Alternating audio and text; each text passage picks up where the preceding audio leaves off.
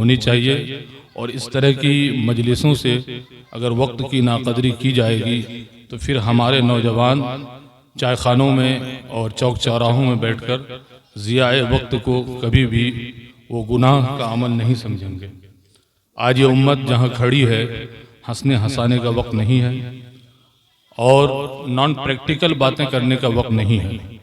पिछले 78 सालों से हम इस कदर डसे जा चुके हैं कि हमें अब अपने मोमिन होने पर भी शक हो रहा है, क्योंकि यहाँ ज़िम्मेदार उलमा बैठे हैं, मुफ्तियान किराम बैठे हैं।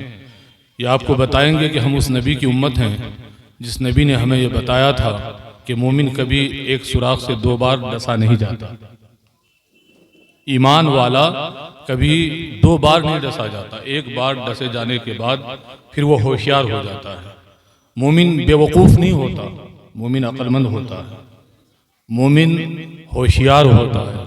मगर हम कौन से मोमिन हैं, कैसे मोमिन हैं कि हम पिट रहे हैं, जलील हो रहे हैं, मगर हम कुछ भी तब्दीली अपने अंदर लाने की कोशिश नहीं कर रहे हैं। आपने बड़ी बड़ी कंपनीज देखी होगी कि कोई सीईओ आता है और आने के बाद वो सारे फार्मूले, सारे उसूल कंपनी के तब्दील कर देता है और फिर कंपनी को नीचे से बुलंदी तक उठा कर ले जाता है। दूसरा आता है वो फिर अपने उसूल नाफिज कर देता है। बाज़ दफ़ा ऐसा भी होता है कि नाम तक अगर तब्दील करने की ज़रूरत पेश आई है तो नाम तक तब्दील कर दिया जाता है। उसकी मिसाल है आपके सामने। सोशल मीडिया का ज़माना है, दुनिया की बहुत बड़ी आबादी आज उसे इस्तेमाल कर रही है। ट्विटर का नाम आपने सुना होगा। क्या आज ट्विटर का नाम ट्विटर ही है? ट्विटर का नाम चेंज हो गया। टेलीकॉम कंपनी में एक कंपनी हुआ करती थी कभी, हज का नाम आज चेंज हो गया। तो वो अपना फ़ायदा देखते हुए अपना सब कुछ तब्दील कर देते हैं। क्या इसके लिए हम तैयार हैं?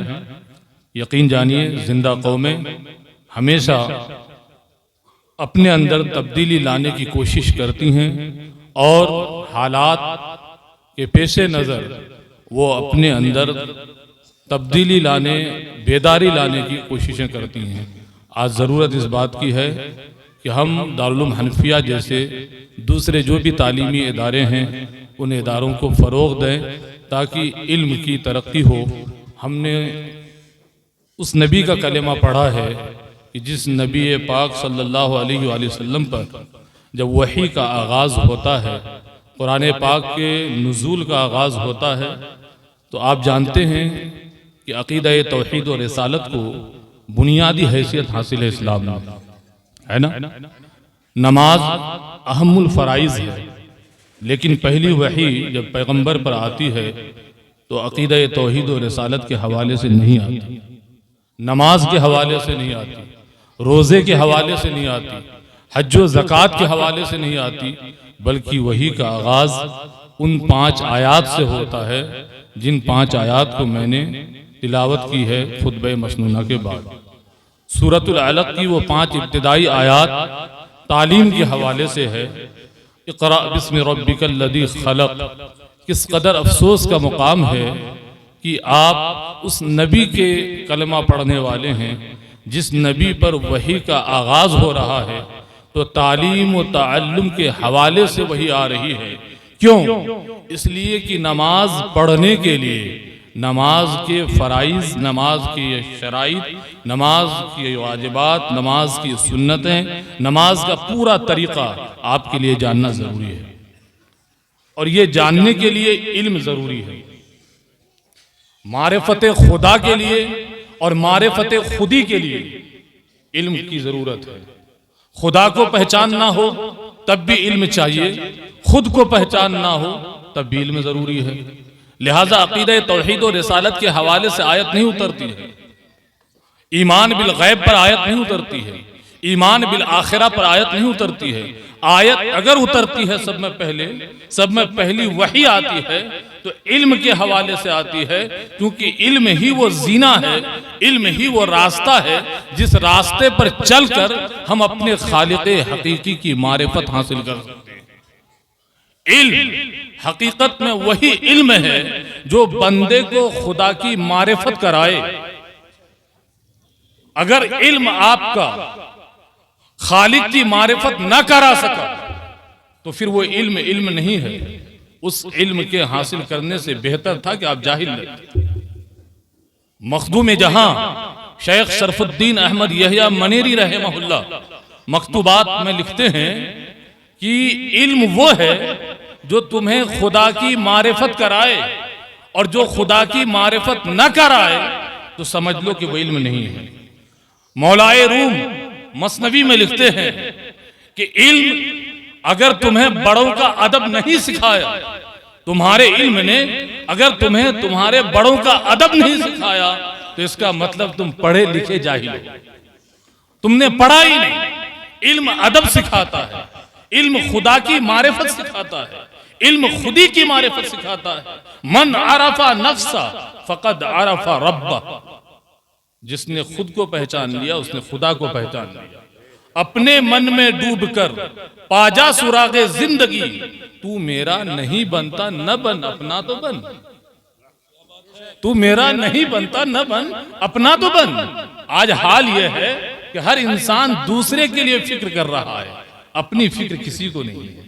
अपनी कब्र कैसी होगी इसकी तैयारी कोई नहीं कर रहा, उसकी औलाद कैसी होनी चाहिए इसकी परवाह नहीं है, उसकी बेटी किसके साथ जा रही है उसकी परवाह नहीं है, लेकिन दूसरी की बेटी क्या कर रही है उसकी खबर उसे जरूर है। महंगी महंगी शादियां कर रहे हो आप, महंगे महंगे जलसे करा रहे हो, और हद तो यह है कि चेहरे पर नूर है अल्हम्दुलिल्लाह, दाढ़ी शरीफ सजाई हुई है, और आपके सामने उस बेगैरत बाप के सामने बेटी नाच रही है, बहुएं नाच रही है, और आपकी गैरत नहीं जाग रही है।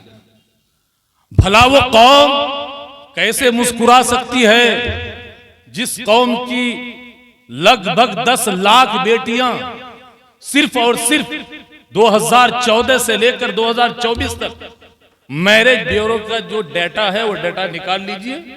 आप में से हर कोई गूगल चलाना जानता है, अगर मेरी बात का यकीन न हो गूगल सर्च कर लो। सिर्फ 10 सालों में इसी भारत की सरजमीन पर, जिस भारत को गरीब नवाज ने अपनी कारकर्दगी से, अपने सूफियाना रविश से, अपनी गोराबा परवरी से, अपनी इंसान दोस्ती से मरकज़े तौहीद और रिसालत बना दिया था। जिन सीनों में तारीकी थी वहां गरीब नवाज ने शम्मे तौहीद रोशन किया था। आज हमारी 10 लाख बेटियां मुर्तद हो चुकी हैं। कैसे नींद आ रही है आपको?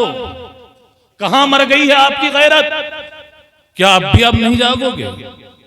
क्या अब भी आप मूंछों पर ताव देकर अपनी अपनी डफली बजाओगे, अपना अपना राग अलापोगे? क्या अब भी वक्त नहीं आया है कि आप सर जोड़कर बैठो और मिल्लत की बेटियों की फिक्र करो? कल एक बेटी की इज्जत का सवाल था तो इमाम अहमद रजा के बेटे मौलाना मुस्तफा रजा नूरी बरेलवी ने पीलीभीत के मुसलमानों को हुक्म दिया था कि सुनो, जब वो बच्ची भगाई गई है तो भगाकर ले जाने वाला चूंकि अदर कास्ट का है, अदर रिलीजन का है, और जो बच्ची गई है गर्चे वो शिया मकतबे फिक्र की बेटी है, लेकिन शहरे पीलीभीत में खबर यह फैली हुई है कि एक मुस्लिम बच्ची एक नॉन मुस्लिम बच्चे के साथ फरार हो गई है। हजरत मुफ्ती आजम हिंद रहमहुल्लाह ने कहा कि सुनो, मैं तुम्हें इस बात की इजाजत भी देता हूं, हुक्म भी देता हूं कि जब तक उस ऑफिसर की बेटी को उसके बाप तक तुम पहुंचा न दो तब तक उस ऑफिसर के साथ तुम खड़े हो जाओ। इसलिए कि कौम की बेटी की इज्जत का सवाल है। वहां एक बेटी की इज्जत का सवाल था, यहां 10 लाख बेटियों की इज्जत तार तार हो चुकी है। अभी हल्द्वानी में जो कुछ हुआ अफसाना नाम की हमारी बहन के साथ, वो आपके सामने है। मेरे अजीजों, ये सारे फितने आज आपके दरवाजे पर हैं। आप बच्चियों को तालीम दें, यकीन जाने तालीम ही वो हथियार है जिससे ईमान की हिफाजत होगी, अकीदे की हिफाजत होगी, जानो माल की हिफाजत होगी, इज्जत व आबरू की हिफाजत होगी, देश की हिफाजत होगी, देश के संविधान की हिफाजत होगी। ये हिफाजत वही कर सकता है जिसके पास तालीम का हथियार हो। आप कहते हो हमें हक नहीं मिलता, आज आपके घरों पर बुलडोजर चलता है। आज हमारा नौजवान अगर पढ़ नहीं रहा, या तो पढ़ नहीं रहा, और पढ़ रहा है तो सिर्फ पास होने के लिए, सिर्फ पास होने के लिए। मैं दिल्ली से आया हूं, आपको सिर्फ एक डेटा पेश करता हूं। अगर यहां कोई 80% नंबर ले आए तो हजरत मौलाना तौहीद रजा साहब या मुफ्ती शाहिद हुसैन साहब क़िबला अजमली के हाथों उनके वालिदैन चाहेंगे कि किसी बड़े आदमी के हाथों मेरे बच्चे को कोई शील्ड मिल जाए, है ना, शील्ड मिल जाए, अवार्ड मिल जाए। ठीक है, हौसला अफजाई करना अच्छी बात है, लेकिन आपको पता है 2000 आज किस दौर में आप सांस ले रहे हैं? ये 21वीं सदी है। 2021 का एक सर्वे बता रहा हूं आपको, सिर्फ एक शहर दिल्ली का, दिल्ली के अंदर 1623 बच्चे ऐसे थे जो 97% नंबर लाए थे। 97% मार्क्स लाना कोई आसान बात है? बताइए आप। 97% प्लस मार्क्स लाए वो बच्चे, किसी को कोई अवार्ड नहीं मिला, क्योंकि जो ऑर्गेनाइजेशन, जो तंजीमें अवार्ड देने वाली होती हैं, उन्होंने भी हिसाब लगाया होगा कि भाई 1600 बच्चे, कितना ज्यादा पैसा खर्च हो जाएगा। तो बच्चों, आपके लिए एक पैगाम यह है, पढ़ना है, तालीम हासिल करना है।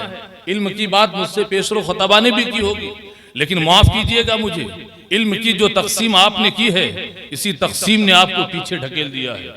सैयद हामिद ने कभी कहा था, साबिक वाइस चांसलर AMU, उनके एक मकाले में उन्होंने लिखा है कि बर्रे सगीर के मुसलमान उस दिन से पस्ती की जानिब ढकेल दिए गए, उस दिन से वो तरक्की से तनज़्ज़ुली की जानिब चले गए, जिस दिन से उन्होंने इल्म को दो नाम दिया, इल्म दीन और इल्म दुनिया। अभी नमाज मगरिब मैंने अदा की थी, हजरत मौलाना अली अकबर साहब क़िबला जो इदारे के प्रिंसिपल हैं, उनकी इक़्तिदा में उन्होंने नमाज के बाद एक दुआ मांगी थी, हाथ उठाकर जो दुआ मांगते हैं ना, तो उसमें हजरत ने एक दुआ मांगी थी, अल्लाहुम्मा इन्ना असअलुका इल्मन नाफिया, अल्लाहुम्मा इन्ना नसअलुका इल्मन नाफिया, या अल्लाहुम्मा इन्नी असअलुका इल्मन नाफिया, जैसे कह लें वाहिद मुतकल्लिम या जमा मुतकल्लिम के सिगे का। नबी पाक सल्लल्लाहु अलैहि वसल्लम की ये दुआ है, ए अल्लाह मैं तुझसे इल्मे नाफे का सवाल करता हूं, तुझसे इल्मे नाफे मांगता हूं। हर वो इल्म जो इंसानियत को फायदा पहुंचाए, वो इल्म नाफे बन जाता है। मुझे बताइए, अगर मेडिकल साइंस पढ़ना बच्चे बंद कर देंगे, हजरत क़िबला मुफ्ती साहब हमारे उस्ताद गिरामी की तबीयत नासाज हो जाए, तो हम इलाज के लिए कहां ले जाएंगे? क्या मुबारकपुर अशरफिया में एडमिट कराएंगे? सकाफा में एडमिट कराएंगे? किसी बड़े दारुल में एडमिट कराएंगे? हमें एक अच्छी सी खूबसूरत, सुना है कि इदारे ने अभी 250 या 300 गज जगह ली है। जावेद साहब बता रहे थे, इदारा दारुल हनफिया कादरिया, आपका इदारा अल्हम्दुलिल्लाह तरक्की कर रहा है और इदारे ने जमीन खरीदी है। कल एक बहुत बेहतरीन इदारा आपको कायम करना है, एक अच्छा नक्शा तैयार करवाना है। क्या किसी दारुल में जाएंगे? जब आपके पास एक अच्छा आर्किटेक्ट नहीं होगा, तो दुबई में एक मस्जिद आप देखकर आए थे, बड़ी खूबसूरत थी, अब तो दुबई जाने की भी जरूरत नहीं है। अब तो उंगली के एक सर्च पर सारी मस्जिदें आपके सामने आ रही है। आपने गूगल में एक सवाल डाला और गूगल से भी बढ़कर एक चीज आई है आजकल, एक डिवाइस है, नाम सुना है आपने? एलेक्सा। 3,500 रुपए दाम है उसका, खरीद लीजिए। 3,500 रुपए दाम है, इंटरनेट से उसको कनेक्ट कर लीजिए और एलेक्सा से पूछिए कि एलेक्सा ये बताओ इमाम बुखारी कब पैदा हुए थे? फौरन जवाब देगा। इमाम बुखारी की वालदा का नाम क्या था? आप इतने किताब की वर्क गर्दानी करेंगे, उससे 2 सेकंड, माइनर 2 सेकंड में आपके क्वेश्चन का आंसर हाजिर। दुनिया का कोई भी सवाल एलेक्सा के सामने लेकर जाइए, आपको जवाब मिल जाएगा। आज सिविल सर्विस के इम्तिहानात कराने वाले, UPSC के एग्जाम कराने वाले आज परेशान हैं कि कहीं ऐसा ना हो कि कोई बड़ा बाप का बेटा एग्जाम लिखने के लिए आए और कान में वो डिवाइस, छोटा सा डिवाइस कहीं लगा ले और वो यूं ही खुजाते, कान खुजाते, सिर खुजाते कहते, अरे गांधी जी कब पैदा हुए थे, गांधी जी कब पैदा हुए थे। अब वो इतना बोला और इधर से जवाब आ गया। समझ रहे हैं आप? गांधी जी की मां का नाम क्या था पता चला, जवाब आ गया। अदमे ताउन तहरीक कब चली थी, वो जवाब आ गया। अब उस तरह के सवालात नहीं बन रहे हैं। हमारे बच्चे तो रट्टा मार रहे हैं, रट्टा मार रहे हैं उल्टी करने के लिए। क्या करेंगे रट्टा मार के?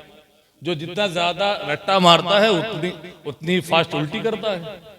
अब ये उल्टी करने का जमाना लद गया। अब पढ़ाई का तरीका चेंज हो रहा है। आपको पढ़ना है, स्टेज से आपके उलमा, हमारे उलमा आपको बताते हैं कि तालीम हमारी नाकामियों का हल है, लेकिन साथ में यह भी जानना जरूरी है कि कौन सी तालीम। इसलिए कि जिस तालीम के पीछे आप भाग रहे हैं उस तालीम की मियाद पूरी होने वाली है। अब यूपीएससी में यह सवाल नहीं होता कि गांधी जी कब पैदा हुए थे। अब यूपीएससी में सवाल यह आता है कि ये बताओ कि गांधी जी आज के दौर में होते तो क्या कर रहे होते। अब ये सवाल जब आप अलेक्सा से पूछेंगे तो अलेक्सा कहेगा सॉरी सर, माफ कीजिए मुझे, ये मशीनों के लायक सवाल नहीं, ये इंसानों के लायक बनाया गया सवाल है। प्लीज आप मुझे माफ करें और इंसानों से संपर्क करें। तो अब आपको गौर व फिक्र करके फिर जवाब देना है। तो आपको पढ़ना तो है, तालीम तो बहर सूरत हासिल करना है। और तालीम के मामले में ये मदरसों का, इन मदरसों का शुक्रिया अदा कीजिए कि जिन मदरसों ने हम जैसों को जुबान दी है, हम जैसों को बोलने की सलाहियत दी है। अगर आज अगर आपका ये बेटा मदरसे से निकलकर यूनिवर्सिटी में पहुंचा है तो इसी दारुल उलूम हनफिया कादरिया, दारुल उलूम मोहम्मदिया हनफिया के को जीना बनाकर ही पहुंचा है। इन मदरसों को आप हल्के ना में न लें। देश का पहला वजीर तालीम देने वाला कोई स्कूल या कॉलेज नहीं था। देश को पहला आजाद भारत में जो वजीर तालीम मिला था वो मदरसे ही का प्रोडक्ट था, जिसे दुनिया मौलाना अबुल कलाम आजाद कहती है। अभी फिलहाल में हमारे पीएम का इंतकाल हुआ, मनमोहन सिंह जी, वो मदरसे के प्रोडक्ट थे। उर्दू में अपना खुतबा पढ़ा करते थे। उनका खुतबा लिखने वाला मेरा मुक्तदी जो बटला हाउस में रहता है, बेहतरीन उर्दू पढ़ा करते थे मनमोहन सिंह। डॉक्टर राजेंद्र प्रसाद बेहतरीन उर्दू बोला करते थे, लिखा करते थे। तो उर्दू के जरिए आप तरक्की कर सकते हैं, अरबिक के जरिए आप तरक्की कर सकते हैं, पर्शियन के जरिए आप तरक्की कर सकते हैं। शर्त यह है कि तलबा को मेहनत करनी पड़ेगी। और वो मेहनत कैसी करनी होगी?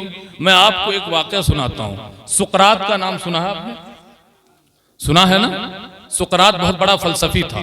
एक बंदा गया सुकरात के पास, उससे कहा सर मुझे सक्सेस का फार्मूला बता दो, यानी कामयाबी का फार्मूला बता दो, सक्सेस का फार्मूला। सुकरात ने कहा मेरे पास कोई फार्मूला नहीं है, भागो यहां से, किसी और के पास जाओ। उसने कहा नहीं, मैं आपसे फार्मूला लेकर जाऊंगा, आप जैसा अजीम दानिश्वर और फलसफी वो नहीं बताएगा तो कौन बताएगा।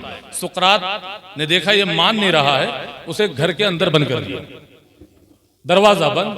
वो बंदा अंदर रह गया। सुबह हुई, दरवाजा खोला, उसने हाथ जोड़ के कहा सुकरात से अब तो बता दो, सक्सेस का राज बता दो, फार्मूला बता दो। उसने हाथ पकड़ा और कहा चल मेरे साथ दरिया के किनारे, वहां बताऊंगा। जब दरिया के किनारे पहुंचा उसने कहा अब बता दो। सुकरात ने कहा बीच नदी में चल, बीच नदी में ले गया। अब वो बंदा हाँप रहा है डर के मारे कि इसका इरादा क्या है। और ले जाते जब इतने पानी में ले गया, सुकरात ने उसका सर का बाल पकड़ा और उसके सर के बाल पकड़कर उसे डबो दिया और पूरी ताकत के साथ उसे 1 मिनट तक डबोए रखा। अब वो परेशान है कि पानी से किसी तरह से मैं बाहर आऊं। 1 मिनट के बाद सुकरात ने कहा कहीं मर न जाए, इसीलिए उसे छोड़ा। वो जब ऊपर को आया तो उसने एक सांस ली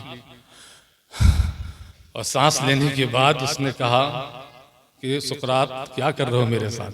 मैं सक्सेस का फार्मूला लेने आया था, मैं तुम्हारे हाथों मौत की गोली लेने नहीं आया था। सुकरात ने कहा सक्सेस का फार्मूला तो दे दिया। उसने कहा अरे सक्सेस का फार्मूला कब दिया आपने? उसने कहा नहीं मिला तुम्हें फार्मूला।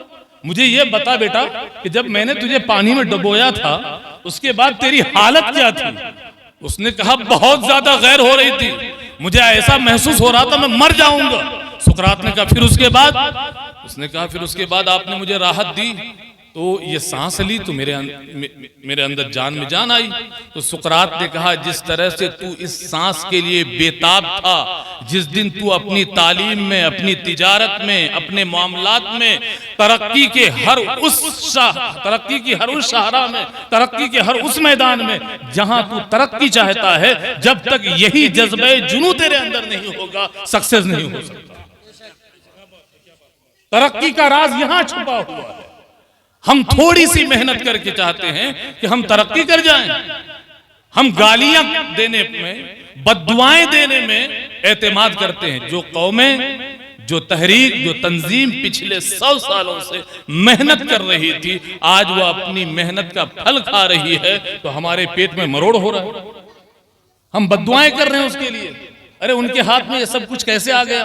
आज इख्तिदार उनके पास, लॉ एंड ऑर्डर की सारी चाबियां उनके पास, एडमिनिस्ट्रेशन उनके पास, कोर्ट कचहरियों में उनके लोग।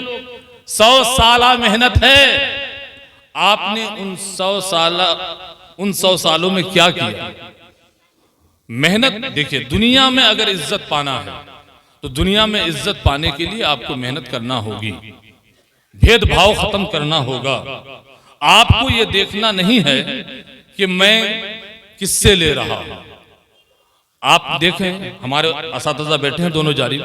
बद्र की जंग इस्लाम की पहली जंग है, और जब बदरी कैदियों में वो असीरान, वो कैदी आए जिन्हें मैथमेटिक्स आता था, हिसाब, गणित और दूसरे उलूम आते थे, पैगंबर इस्लाम ने पहले तो ये उसूल बताया कि देखो भाई, ऐसा है कि मैं तुम्हें छोड़ दूंगा, लेकिन तुम्हें छोड़ने के एवज मैं फिदिया लूंगा, फिदिया दे दो, अपनी जान छुड़ा लो। कुछ लोगों ने अर्ज किया कि मोहम्मद सल्लल्लाहु अलैहि वसल्लम, हमारे पास तो फिदिया अदा करने के लिए पैसे नहीं है। तो आपने फरमाया, क्या तुम्हें लिखना पढ़ना आता है? उन्होंने कहा, लिखना पढ़ना तो आता है। तो रसूल गिरामी ज़ी वक़ार सल्लल्लाहु अलैहि वसल्लम ने फरमाया कि तुम मेरे सहाबा के बच्चों को लिखना पढ़ना सिखा दो, तुम्हारे 4000 दिरहम माफ कर दिए जाएंगे। कितने? 4000 दिरहम फिदिया रखा गया था, और सहाबा के बच्चों की 10-10 बच्चों की क्लास बनाई गई, जमात बनाई गई, और उन बच्चों को लिखना पढ़ना सिखा दिया। नबी पाक सल्लल्लाहु अलैहि वसल्लम ने उनका फिदिया माफ कर दिया। अब मैं रुककर आपसे एक सवाल करता हूं कि जो बदरी कैदी थे, जो मुशरिकीन में से थे, उनसे सहाबा के बच्चे जो पढ़ रहे थे, उन्हें क्या पढ़ाया जा रहा था? क्या उन्हें वजू का तरीका सिखाया जा रहा था? क्या उन्हें गुस्ले जनाबत का तरीका सिखाया जा रहा था? क्या उन्हें किताबुल बुयू पढ़ाया जा रहा था? क्या उन्हें कुरान की तालीम दी जा रही थी? भाई वो तो खुद मुशरिक है, तो वो कुरान की तालीम कैसे दे सकते हैं? मालूम यह हुआ वो कुरान की तालीम नहीं ले रहे थे, और वो मुशरिकीन कुरान की तालीम नहीं दे रहे थे। सहाबा के बच्चों को रसूलुल्लाह ने अपने दुश्मनों से, इस्लाम के दुश्मनों से, वो इल्म सीखने और सिखाने की, बच्चों को सीखने की तरगीब दी और उन्हें सिखाने की तरगीब दी, जिस इल्म को आज हम इल्म दुनिया कहते हैं, जिन्हें हम असरी उलूम कहते हैं। मालूम यह हुआ कि असरी उलूम का हासिल करना यह भी मेरे नबी सल्लल्लाहु अलैहि वसल्लम का मिशन है। हुजूर नबी करीम सल्लल्लाहु अलैहि वसल्लम के नामों में से एक नाम है मुअल्लिम, है ना? मुअल्लिमे कायनात। मुअल्लिम को अंग्रेजी में टीचर कहते हैं, है ना? तो टीचर, हमारे नबी टीचर थे। और कैसे टीचर थे? इतने बड़े टीचर थे कि खुदा के बाद सबसे बड़े टीचर, खुदा उनका उस्ताद अर्रहमान वल्लमल कुरान। रहमान ने अपने महबूब को कुरान सिखाया, और रहमान के बाद महबूब रहमान से बड़ा टीचर कोई नहीं। और इनकी दरसगाह का पढ़ा हुआ बच्चा आप देखेंगे, ये शाबान का महीना है, आज तारीख कौन सी हो गई शाबान?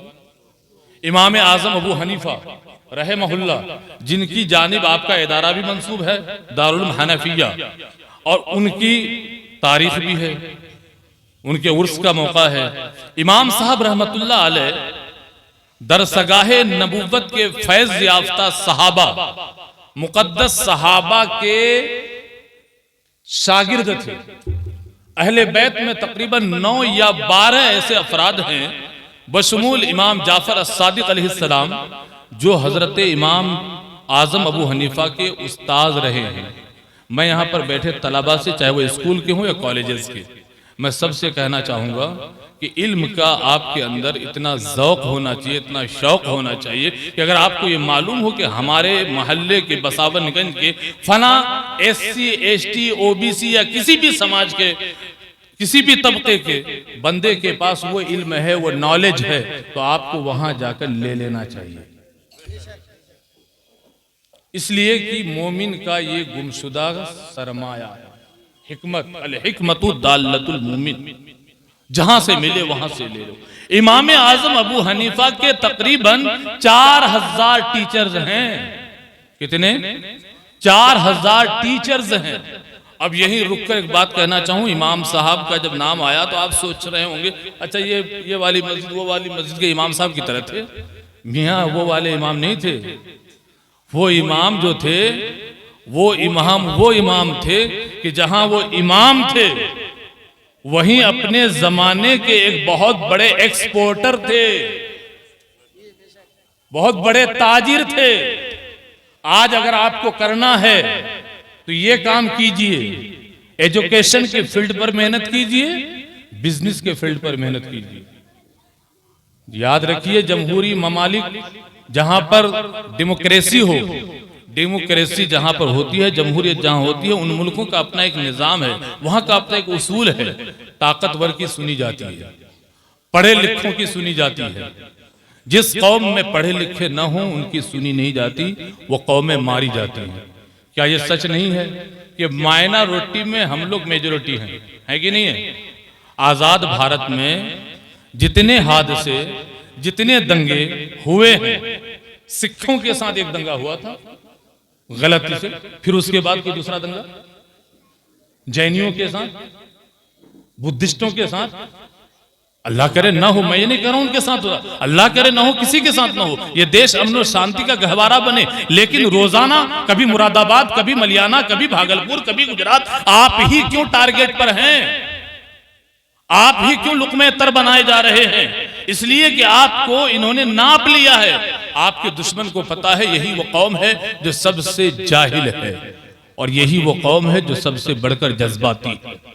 जज्बात में जो लोग आपके साथ, आपके जज्बात से जो खेलते हैं, दरअसल वो आपको आग में ढकेलते हैं। ये वक्त जज्बात का नहीं, संजीदगी का वक्त है।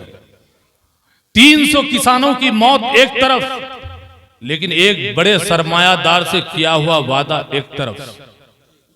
सोचिए आप, वो सरमायादार पार्लियामेंट में नजर नहीं आता, विधानसभा में नजर नहीं आता, मगर उसकी बात सुनी जा रही है। क्यों सुनी जा रही है? इसलिए सुनी जा रही है कि उनके पास दौलत है। आपको दौलत कमाने से किसी ने मना किया है? रब्बना, क्या दुआ है हमारी? रब्बना आतिना फिद दुनिया हसना, फिर कहते हैं वो फिल आखिरती हसना। तो दुनिया कमाना कहां मना है? अगर दुनिया उतनी ही बुरी थी तो फिर दुनिया की हसनात क्यों मांग रहे थे आप? अल्लाह ने सिखाया ना, तो दुनिया कमाइए, दुनिया में रहिए, मगर किस तरह? दुनिया में उसी तरह रहना है जिस तरह कश्ती पानी में रहती है। सूफिया दुनिया में होते हैं, सूफी में दुनिया नहीं होती। गरीब नवाज दुनिया में थे, गरीब नवाज में दुनिया नहीं थी। शाह विलायत साहब दुनिया में थे, दुनिया उनमें नहीं थी। इसी वजह कर शाह विलायत साहब हों, शाह नसीरुद्दीन साहब हों, शाह अब्दुल हादी साहब हों, ये जितनी भी सूफिया हैं, साबिर पाक हों, जितने भी आप देखेंगे, ये सब आज तक इसलिए जिंदा हैं कि ये दुनिया में रहे, मगर दुनिया इनमें न रही और इन्होंने हमदर्दी से काम लिया। आपके अंदर कितनी हमदर्दी है? अरे हम तो वो लोग हैं जो अपनी बहनों का हक मारकर उम्रा पे जाते हैं, अपनी बेटियों का हक दबाकर उम्रा पे जा रहे हैं। रमजान मस्जिद नबवी में गुजारना है, बेटी को अपनी विरासत में हिस्सा नहीं देना है। पूछिए मुफ्ती साहब किबला से, आपकी ये उम्रे, आपका ये हज आपके मुंह पर मार दिया जाएगा। आपका ये उम्रा रब को नहीं चाहिए, पहले अपनी बेटियों को हक दो। और बेटियों को देना है सबसे बड़ी दौलत। अपनी औलाद को जो कोई बाप अगर दे सकता है, रसूल हाशमी फरमाते हैं सल्लल्लाहु अलैहि वसल्लम, मेरे नबी फरमाते हैं कि बाप अपनी औलाद को सबसे बेशबहा अगर कोई गिफ्ट कोई तोहफा दे सकता है तो वो ये है कि वो अच्छी तालीम दे दे, अच्छी तरबियत दे। ये सबसे बड़ा जहेज है, ये सबसे बड़ी दौलत है।